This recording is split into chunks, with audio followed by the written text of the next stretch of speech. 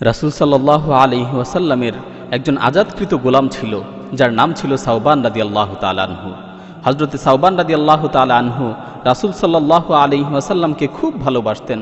রাসূল সাল্লাল্লাহু আলাইহি ওয়াসাল্লামকে দেখার জন্য তার হৃদয় সবসময় বেকুল হয়ে থাকত।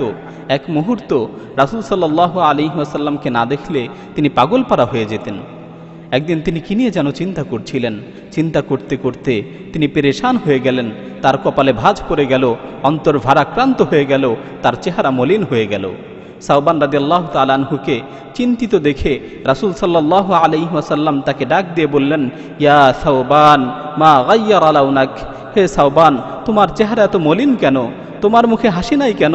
তুমি কি নিয়ে চিন্তা করছো? তুমি কি নিয়ে ভাবছো?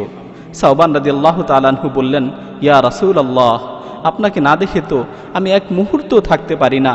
দুনিয়াতে যদি আপনাকে এক মুহূর্ত না দেখি তাহলে আমি পেরেশান হয়ে যাই। আপনার সাথে সাক্ষাৎ করার আগ পর্যন্ত আমার এই অস্থিরতা, আমার এই পেরেশানি কিছুতেই দূর হয় না। ইয়া রাসূলুল্লাহ, আজকে আমি আখিরাতের কথা ভাবছিলাম, পরকালের জীবনের কথা চিন্তা করছিলাম। হঠাৎ করে আমার মনে এই দুশ্চিন্তা হলো, হঠাৎ করে আমার মনে এই আশঙ্কা হলো যে সেখানে তো আমি আপনার সাথে দেখা করতে পারবো না, সেখানে তো আমি আপনার সাথে সাক্ষাৎ করতে পারবো না। কেননা আপনি তো আম্বিয়া আলাইহিস সালাতু ওয়াস সালামদের সাথে থাকবেন, আপনি তো নবীদের সাথে জান্নাতের অনেক উঁচু স্তরে থাকবেন। আর আমি যদি জান্নাতে যাই, আমি তো জান্নাতের অনেক নিচু স্তরে থাকবো। এজন্য হয়তো তখন ইচ্ছা হলেও আপনার সাথে সাক্ষাৎ করতে পারবো না। ইয়া রাসূলুল্লাহ, তখন আপনাকে না দেখে, আপনার সাথে সাক্ষাৎ না করে আমি কিভাবে থাকবো? ইয়া রাসূলুল্লাহ, এই বিষয়টা নিয়েই আমি চিন্তা করছি, এই বিষয়টি নিয়েই আমি পেরেশানিতে আছি। এই কথা বলার সাথে সাথেই জিবরাইল আলাইহিস সালাতু ওয়াস সালাম রাসূল সাল্লাল্লাহু আলাইহি ওয়াসাল্লামের নিকট ওহী নিয়ে আসলো। وَمَن يُطِعِ اللَّهَ وَالرَّسُولَ فَأُولَئِكَ مَعَ الَّذِينَ أَنْعَمَ اللَّهُ عَلَيْهِم مِّنَ النَّبِيِّينَ।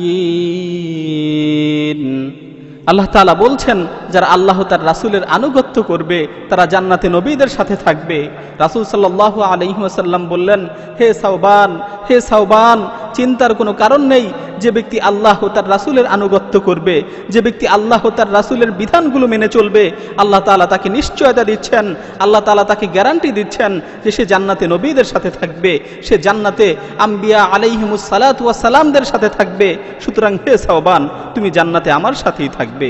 একথা শুনে হযরতে সাওবান রাদিয়াল্লাহু তাআলা আনহুর হৃদয়টা আনন্দে ভরে গেল। তিনি আনন্দ চিত্তে রাসূল সাল্লাল্লাহু আলাইহি ওয়াসাল্লামের কাছ থেকে বিদায় নিলেন।